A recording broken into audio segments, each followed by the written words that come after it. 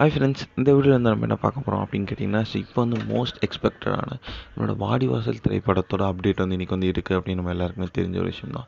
So அந்த ஒரு விஷயம் தான் வந்து இப்போ வந்து இன்டர்நெட்லேருந்து பற்றிக்கிட்டு இருக்குது. ஸோ அதை பற்றி இந்த வீடியோ நம்ம டீட்டெயிலாக பேச போகிறோம்.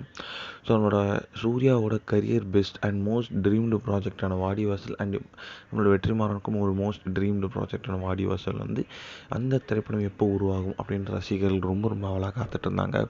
ஆனால் வந்து இப்போ வந்து த டே இஸ் இயர் அப்படின்னு சொல்லலாம். ஸோ இன்றைக்கி வந்து நம்மளோட வாடிவாசல் திரைப்படம் வந்து செம்ம அப்டேட் ஒன்று இருக்குது அப்படின்னு சொல்லலாம். ஸோ இன்றைக்கி தான் வந்து அப்டேட் இருக்குது அப்படின்றது இன்டர்நெட்டில் வந்து ஒரு விஷயம் வந்து போயிட்டுருக்கு.